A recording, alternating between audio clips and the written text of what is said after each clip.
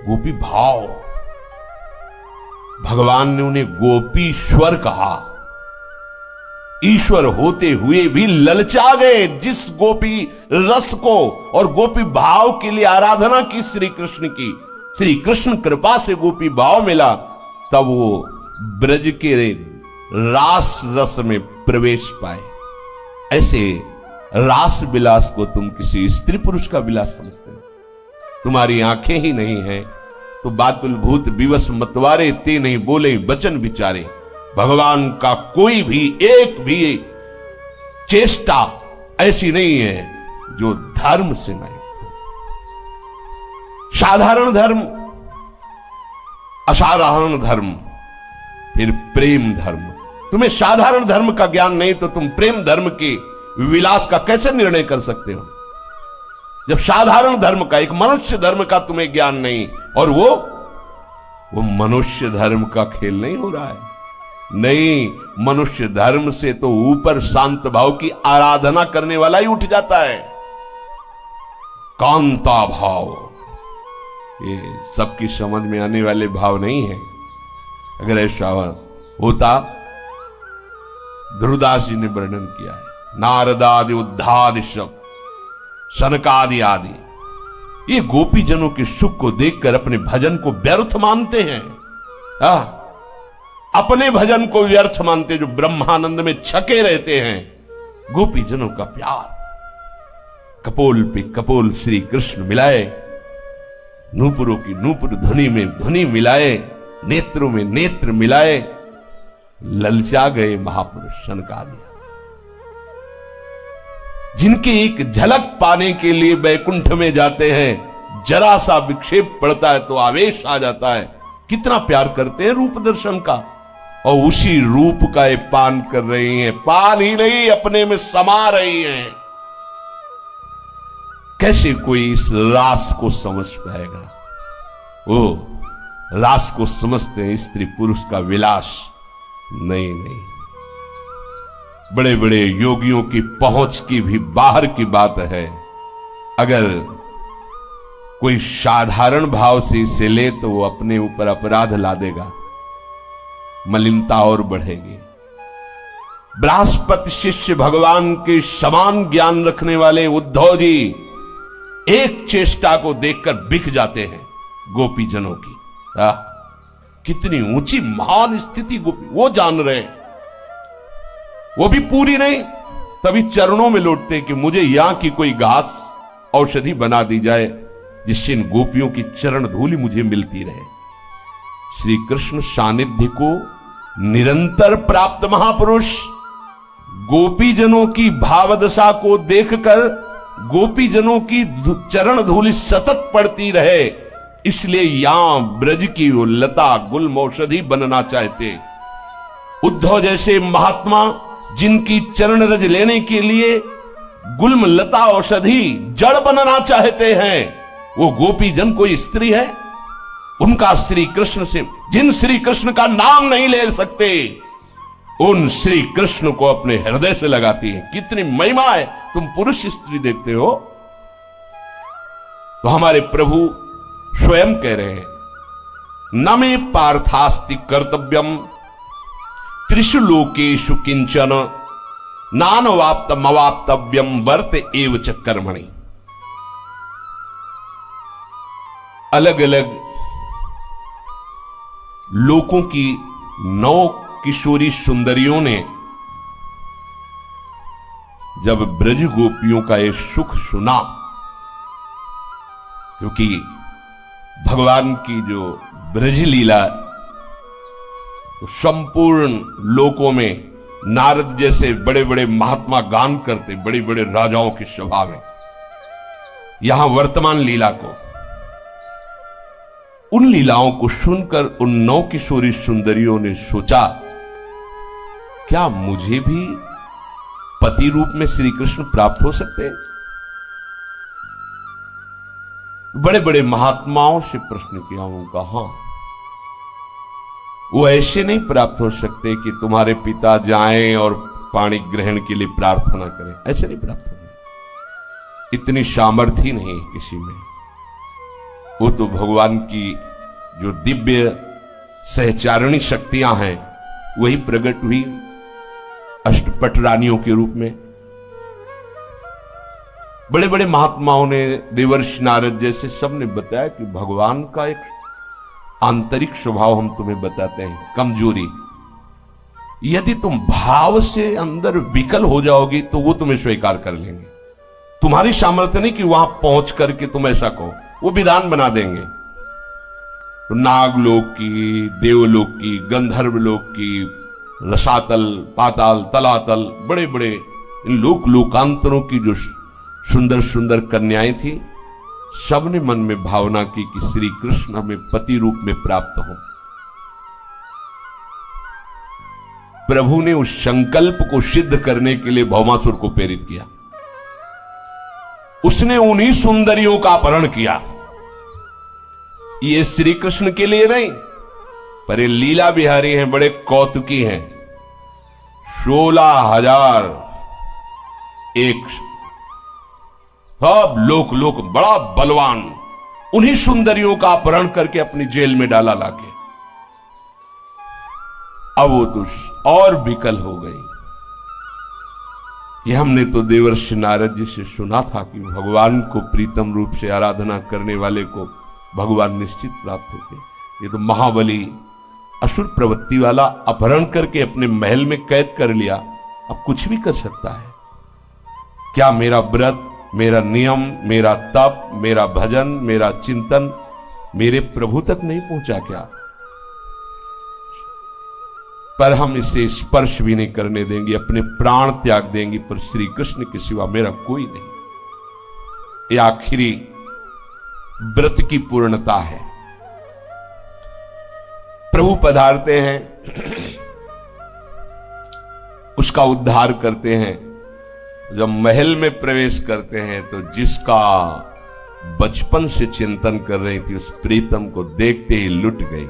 कैसा विधान बनाया, अलग अलग जाके प्रभु को वर्ण नहीं करना पड़ा, उसी से सबको एकत्रित करवा दिया। और अभी तक उसने किसी से संभाषण भी नहीं किया था। प्रभु का संकल्प कौन तोड़ सकता है? सब ने अपनी भाव भरी दृष्टि से, ओ इन्हीं को तो चाहती थी, यही आ गए। सब 16,100 मेरे प्रीतम, मेरे प्राणाधार श्री कृष्ण। प्रभु ने सब की तरफ देखा तो सब प्रभु को कांत भाव से देख रही थी, अपने पति की तरह, अपने परम प्रीतम की तरह। भगवान ने सब की तरह तुरंत पालकियां मंगाई, सबको द्वारिका। कहां से? उनकी आराधना कहां थी? अलग अलग प्रांतों में, अलग अलग लोकों में। कैसे एकत्रित किया? सबको द्वारिका पहुंच। एक ही घड़ी में, एक ही नक्षत्र मुहूर्त में सबका पाणी ग्रहण किया, सबका पाणी। 16,100 वो 8 अष्टपट रानियां थी। नारद जी को बड़ा आश्चर्य हुआ। 2-4 अगर पत्नियां हो तो कैसी दिनचर्या होगी उसकी? और जिसके 16,108 उनकी दिनचर्या कैसी होगी? तो कौन से मिनट में किससे मिलते होंगे भगवान? भगवान कहते मेरे लिए कोई कर्तव्य कर, फिर भी मैं सावधानी से जैसा रूप धारण करता हूं वैसे ही कर्तव्य कर्म का पालन करता हूं। देवर्षि नारद जी के मन में बात आई कि 16,108 रानियों के 16,108 महल हैं।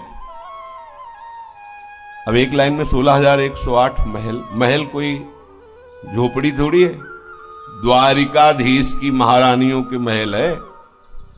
मतलब अगर दिन भर घूमा जाए तो 16,108 के दर्शन करना मुश्किल हो जाएगा पूरे महलों के। सबके लिए अलग अलग महल। कौन सी दिनचर्या भगवान की होगी? क्या करते होंगे भगवान, कैसे मिलते हैं सबसे? फोन तो था नहीं उस समय कि फोन से बात कर लेते कि भाई देखो ज्यादा विकल मत होना, रविवार के दिन तुम्हारा साल में कितने दिन होते हैं? 300 और ये कितने 16,108, तब कई वर्ष बाद नंबर आएगा मिलने का। नारद जी को बहुत लगा कि कैसे वो रानियां रहती होंगी जो इतना प्रभु की आराधना किए हुए महापुरुष हैं, वो कांत भाव से प्रभु को बज रही, प्रभु उनकी भावना का कैसे, एक ही शरीर से एक ही समय में 16,108 महलों में कैसे बर्ताव करते होंगे। देवर्षि नारद जी को बड़ी उत्सुकता हुई कि इनकी दिनचर्या देखें जरा, क्या दिनचर्या है प्रभु की। द्वारिका पहुंचे। द्वारिका तो भगवान की ऐश्वर्य भरी दिव्यपुरी है। बैकुंठ से भी द्वारिका की महिमा श्रेष्ठ है। स्थूल से सूक्ष्म, सूक्ष्म से कारण, कारण से ब्रह्म, और फिर ब्रह्म से भी श्रेष्ठ बैकुंठपुरी का, बैकुंठ से भी श्रेष्ठ द्वारिकापुरी, द्वारिकापुरी से भी श्रेष्ठ मथुरापुरी, मथुरापुरी से भी श्रेष्ठ ब्रजमंडल, और ब्रजमंडल से भी श्रेष्ठ गोष्ठ वृंदावन, गोष्ठ वृंदावन से भी श्रेष्ठ गोपी वृंदावन, और गोपी वृंदावन से भी श्रेष्ठ नवनिभृत निकुंज वृंदावन, जिसे किशोरी जी का महल कहा जाता है। तो द्वारिकापुरी में देखा इतने सुंदर सुंदर उपवन, उद्यान, सरोवर खिले हुए पुष्पों से, तरह तरह के रंग बिरंगे दिव्य पक्षी कोलाहल कर रहे, निर्मल जल से भरे हुए सरोवरों में नील, लाल, श्वेत भांति भांति के कमल खिले हुए, नवजात कमलों की भीड़ लगी हुई है, हंस सारस कलरव कर रहे हैं। द्वारिकापुरी में स्फटिक मणि और चांदी के, स्फटिक मणि और चांदी के, स्फटिक मणि भी श्वेत होती है, चांदी भी श्वेत होती है, 9 लाख महल पंक्तिबद्ध बनाए गए थे, बड़े बड़े। उनकी फर्शें महामरकत मणि की, पन्ने की, जगमग जगमग कांति महल की फर्श की, हीरों की बहुत सी स्वर्ण से ऐसी पच्चीकारी की गई थी, देखते बनते थे महल द्वारिकाधीश के। और जो राजपथ था बहुत ही सुंदर, स्वच्छ, और आसपास की नारी रत्नों से जटी हुई, बीच में राजपथ, फिर छोटी छोटी गलियां, चौराहे, बाजार, ऐसे सुंदर सुंदर पशु पक्षी। नारद जी देखते ही आनंद मगन हो गए। द्वारिकापुरी में प्रभु श्री कृष्ण चंद्रजू का अंतःपुर, अंतःपुर कहते हैं जहां प्रभु की शक्तियां विराजमान, रानियां विराजमान है। बड़े बड़े लोकपालों का जहां प्रवेश नहीं, केवल डेहरी को प्रणाम करते हैं, वो अंतःपुर। लोकपालों का भी प्रवेश नहीं प्रभु के महलों में। भगवत स्वरूप विश्वकर्मा ने अपनी सारी कला कौशल लगा करके इन महलों का निर्माण किया है। अंतःपुर में अर्थात रनिवास में 16,108 महल है। उनमें से एक प्रथम महल में देवर्षि नारद जी ने प्रणाम करके प्रवेश किया। मूंगों से जटित वैदूर्य मणियां, इंद्रनील मणियां दीवारों में जगमग जगमग हो रही थी। बड़ी सुंदर सुंदर बिछौने बिछे हुए थे जो चमक रहे थे। मोती की लड़ियां महल में, चंदोवे, हाथी दांत के बने हुए आसन, श्रेष्ठ श्रेष्ठ पलंग जिनमें मणियां जटित हैं तो पलंग भी तेजों में दिखाई दे रहे। और एक ही महल में सहस्त्रों दासियां बहुत सुंदर सुंदर आभूषणों से सुसज्जित, स्वच्छ, तेजस्वी, सुसज्जित, ऐसे वो सेवा में लगी हुई है। और हजारों सेवक अंतःपुर के बाहर जामा पगड़ी, सुंदर सुंदर गहने, जड़ाऊ कुंडल धारण किए हुए सावधानी से महल की रक्षा कर रहे हैं। ऐसी धूप है जिसकी गंध से मतवालापन प्रकट होता है। रंग बिरंगे पक्षी छज्जों पर बैठे हुए बोल रहे हैं। इतनी ऊंची ऊंचे महल मानो बादलों को छू रहे हो। देवर्षि नारद जी बड़े आनंदित हो रहे हैं द्वारिकापुरी की शोभा देखकर। अब इनके लिए तो कोई रोक है नहीं, सीधे गए तो देखा महालक्ष्मी स्वरूपा रुक्मिणी जी के साथ बैठे प्रभु कुछ वार्ता कर रहे हैं और रुक्मिणी जी अत्यंत सुकोमल कर कमल में पंखा लिए हुए प्रभु पर से वायु कर रहे हैं। यद्यपि रुक्मिणी जी के महल में भी वर्णन हुआ हजारों दासियां हैं, पर वो प्रभु की श्रीअंग सेवा स्वयं करती है। नारद जी देखते ही प्रभु से नेत्रों से, क्योंकि प्रभु का ब्रह्मण्य देव नाम है, भक्त अपने स्वामी को जैसे प्रसन्नता हो वैसा ही करता। तो प्रभु का और नारद जी का एक बात फिट की गई थी। नारद जी ने कहा कि प्रभु आप तो हमारे स्वामी, बोले सभा में नहीं, एकांत में आप हमें साष्टांग दंडोत करना, सभा में हम आपको करेंगे। एकांत में तो तुम्हारे आराध्य देव हैं, पर सभा में संत हमारे आराध्य देव हैं। नारद जी को देखते ही बड़ी शीघ्रता पूर्वक प्रभु पलंग से कूद पड़े और नारद जी के युगल चरणों में साष्टांग दंडवत किया। हजारों दास दासियां सब नारद जी कांप रहे कि प्रभु आपकी आज्ञा के कारण चुपचाप खड़ा हो, नहीं तो इस समय मैं आपके चरण पकड़ लेता। द्वारिकाधीश का महान मुकुट नारद जी के चरणों में और हाथ जोड़ करके प्रभु खड़े हुए, अहो भाग्य, आइए पधारिए, और अपने आसन पर बैठा रहा, अपने आसन पर। परीक्षित, इसमें संदेह मत करना। देखो श्री सुखदेव जी कितने सावधान है, कहे कि संदेह मत करना, ये चराचर जगत के परम ईश्वरों के भी ईश्वर जगत गुरु हैं, पर ये आचरण करके दिखाते कि घर संत आवे तो कैसा आदर करना चाहिए। भगवान कहते हैं ना, मेरे लिए कोई कर्तव्य नहीं, फिर भी मैं सावधानी से करता हूं। नारद जी के चरण पकड़े, रुक्मिणी जी से तुरंत कलश में जल, चरण प्रक्षालन। देखो परीक्षित, जिनके चरण का धोवन गंगा जल सारे जगत को पावन करता है, वो प्रभु नारद जी के चरण पखाड़ रहे हैं। परम भक्त वत्सल, संतों के परम आदर्श प्रभु आचरण करके दिखा रहे हैं। प्रभु संतों को अपना आराध्य देव मानते हैं, संत प्रभु को अपना आराध्य देव मानते हैं। ये तो नारद जी हैं। जगन्नाथ जी स्वयं माधवदास बाबा की सोच भरी लंगोटी को धो धो के समुद्र से ऐसे सुखा रहे, फैला रहे। बाबा की दृष्टि पड़ी कि मुझ अकिंचन गरीब की कौन सेवा कर सकता है।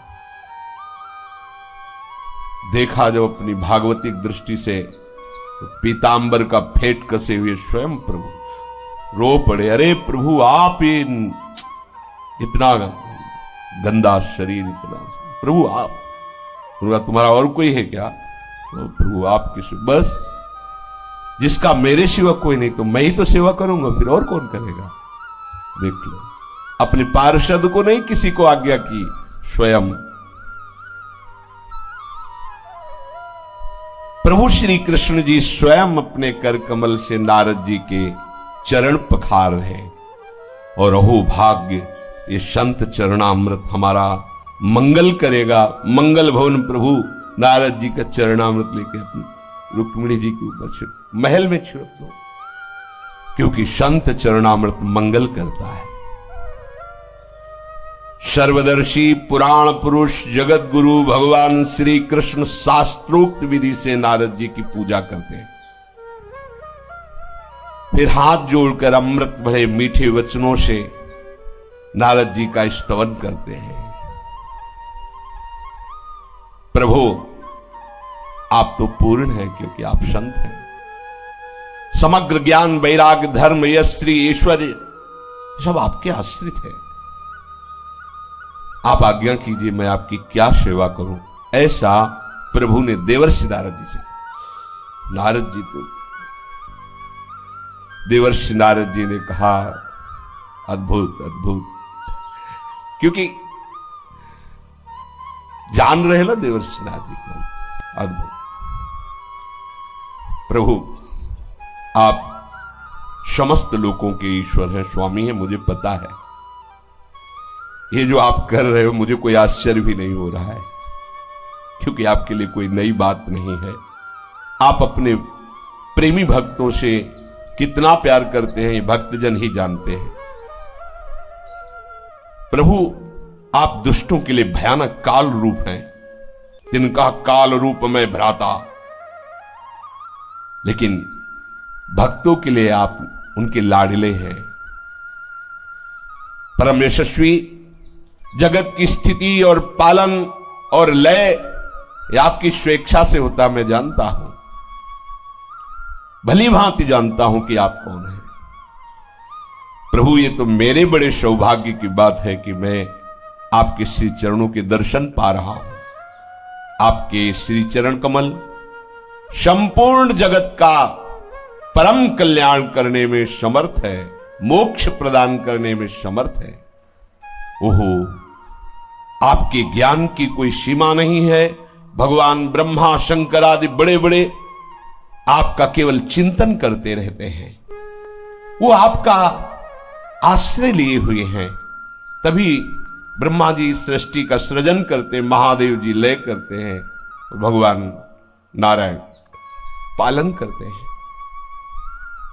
प्रभु आप कोई भी लीला करें, पर हम पर तो बस इतनी कृपा करें कि मेरे में सदैव आपकी स्मृति बनी रहे। ये खास बात, मैं सदैव आपके स्मरण में मगन रहूं, चाहे जहां रहूं, चाहे जैसे रहूं, बस आप मुझे स्मृति प्रदान कीजिए, या आपकी याद में मैं डूबा रहूं। प्रभु ने नारद जी को भोग पवाया। नारद जी ने कहा, अच्छा, बड़ी शीघ्रता से दूसरे महल में पहुंचे। वहां प्रभु अपनी प्राण प्रिया और उद्धव जी के साथ बैठे हुए चौसर खेल रहे थे। जो ही देखा देवर्षि खड़े हो गए, उद्धव जी भी और सत्यभामा जी भी प्रणाम किया। वैसे ही साष्टांग, आओ आओ, कब आए नारद जी? अभी पीछे पूरा स्वागत सम्मान, बगल वाले महल में नारद जी देख रहे कोई खिड़की तो है, लेकिन कूद के आ गए, बिल्कुल जैसे पहली बार मिले हो। आप यहां कब पधारे? देवर्षि नारद जी द्वारिकापुरी में कब पधारे आप तो परिपूर्ण आप्तकाम महात्मा हैं, हम लोग गृहस्थ हैं, अपूर्ण हैं। आप हम जैसे गृहस्थों पर कृपा करने के लिए घर पधारते हैं, अहो भाग्य। भला हम जैसे गृहस्थ आपकी क्या सेवा कर सकते हैं? नारद जी आश्चर्यचकित हो रहे। भगवत स्वरूप नारद, आज कृतार्थ करने के लिए कोई आज्ञा तो कर दीजिए। मुझ सेवक को अपने श्री चरणों की सेवा का अवसर दीजिए, हमारा जन्म सफल हो जाएगा। नारद जी मंद मंद मुस्कुरा रहे। हाँ, ठीक है। बीणाली भागे वहां से, सोचे एक महल छोड़ के आगे वाले में, वहां अगले महल को छोड़कर अगले महल में गए। वहां देखा प्रभु के जो छोटे छोटे बालक हैं उनके साथ प्रभु खेल रहे हैं। फिर प्रणाम, नारद जी सुन नहीं रहे, प्रणाम नमस्कार। 10 महल छोड़ करके फिर गए तो वहां सेवक जन प्रभु के स्नान की तैयारी कर रहे हैं। प्रभु चौकी पे विराजमान है, प्रभु का अभिषेक हो रहा है, स्नान कराया जा रहा है। सेवक जन प्रभु उसी स्थिति में खड़े होके नारद जी को साष्टांग दंड। नारद जी कुछ नहीं सुने, फिर भागे। ओ अगले महल में गए तो वहां प्रभु हवन कर रहे हैं, जो जो वैदिक क्रियाएं हैं उसके अनुसार पंच महायज्ञों के देवताओं की आराधना कर रहे हैं। नारद जी को आओ, प्रणाम भी नहीं कर दिए, नारद जी भागे, क्योंकि 16,108 है ना। और अगले महल में गए तो वहां प्रभु संतों की पंगत करा रहे हैं, बड़े बड़े तपस्वी ब्राह्मण संत जन, और स्वयं प्रभु परोस रहे। फिर उनका बचा हुआ प्रसाद, नारद आओ आओ, नारद जी का पंगत में बैठेंगे तो लेट हो जाएगा, आगे भागे। अगले महल में गए तो प्रभु संध्या कर रहे हैं, गायत्री जप, अर्घदान, प्रभु हैं संध्या कर रहे हैं। मौन होकर गायत्री जप खड़े हो गए नारद जी। फिर आगे के लिए अगले महल में गए तो अपने पुत्रों को युद्ध की कला सिखा रहे हैं, तलवार ढाल लेकर के कला सिखा, कैसे चलाने से कैसे बचा जाता है, पैतरा ऐसे सिखा रहे हैं। नारद जी एक महल में गए तो देखा प्रभु घोड़े की सवारी करना सिखा रहे हैं। कहीं गए तो देखा प्रभु पलंग पर शयन कर रहे हैं। कहीं गए तो देखा प्रभु सिंहासन पर विराजमान है और उनका स्तवन हो रहा है। कहीं गए तो उद्धव आदि बड़े बड़े मंत्रियों के साथ सलाह हो रही, किसी गंभीर विषय पर परामर्श हो रहा है। कहीं गए तो प्रभु जल क्रीड़ा कर रहे हैं, कहीं गए तो प्रभु गौ सेवा कर रहे हैं, किसी महल में वस्त्राभूषणों का दान कर रहे हैं। कहीं गए तो ब्राह्मण इतिहास पुराण सुना रहे हो, प्रभु नीचे बैठे हाथ जोड़ करके श्रवण कर रहे हैं। कहीं गए तो देखा अपनी प्राण प्रिया के साथ हास परिहास कर रहे हैं। कहीं गए तो धर्म का उपदेश कर रहे हैं प्रभु। कहीं धन वृद्धि के लिए उपदेश कर रहे हैं, कैसे राज्य चलता है, कैसे धन का। कहीं तो गृहस्थाश्रम धर्म के उपयोगी विषयों का कैसे सेवन करना है, ऐसी चर्चा हो रही। और कहीं गए तो ध्यानस्थ होकर के प्रभु बैठे हुए, प्रकृति से परे अतीत अपने स्वरूप के ध्यान में प्रभु बैठे। कहीं गए तो गुरुजनों की सेवा में लगे हुए, माता पिता वयोवृद्धों की सेवा कर रहे हैं। कहीं गए तो संधि की बात हो रही तो कहीं युद्ध की बात हो रही। कहीं किसी महल में देखा बलराम जी के साथ बैठे हुए, कैसे जगत का मंगल हो, कैसे सत्पुरुषों का कल्याण हो, इस पर चर्चा हो रही। किसी महल में गए तो जिन कन्याओं का ब्याह हो गया था उनको बुलाया गया है, उनका आदर सत्कार हो रहा है। किसी में पुत्र का ब्याह हो रहा है तो किसी में कन्या का ब्याह हो रहा है। नारद जी का सर दर्द करने लगा कि आखिरकार प्रभु एक ही समय में ब्याह, सबके महल में। कहीं कन्याओं को विदा किया जा रहा है, कहीं ब्याह की तैयारी हो रही। योग योगेश्वरेश्वर भगवान जगत गुरु श्री कृष्ण का ये विराट उत्सव देख करके नारद जी चकित हो रहे हैं। बड़े बड़े यज्ञों के द्वारा बड़े बड़े देवताओं का यजन। कहीं प्रभु आदेश कर रहे हैं कि कुआं पौशाला ये बनाए जाए, मठ बनाया जाए, संतों को रखा जाए। कहीं श्रेष्ठ यादवों से घिरे हुए प्रभु विचरण कर रहे हैं। कहीं प्रजा के सामने वेश बदल करके उनकी जानकारियां कर रहे हैं।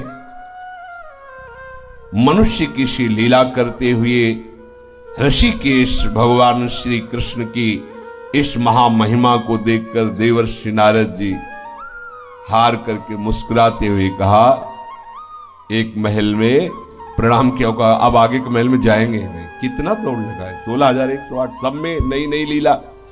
बोले प्रभु मैं देखने आया था कि आप 16,108 से कब मिलते हैं। मैं समझ गया प्रभु। एक क्षण भी प्रभु नहीं हटते, बस समझ लीजिए अपने भक्त के पास से एक क्षण भी नहीं हटते। इतने प्रभु के भक्त हैं, सबके साथ प्रभु है, सबके साथ अपने पर्सनल प्रभु है। ये ज्ञान विज्ञान की बात नहीं, ये भाव की बात है। सबके साथ प्रभु, वही प्रभु एक जो परम तत्व है, जैसे आप भाव करोगे वैसे ही आपके साथ प्रभु वैसे ही है। बड़ी महिमा है प्रभु, आपकी महिमा का कोई पार नहीं पा सकता। ये आपने जो अपनी महिमा प्रकट की, मुझ चरण सेवक के ऊपर अपार कृपा की प्रभु। हे मेरे आराध्य देव, मैं समझ गया कि आपके लिए कोई कर्तव्य कर्म नहीं, फिर भी एक सदगृहस्थ को कैसे आचरण करना चाहिए आप स्वयं कर्म करके बता रहे हैं।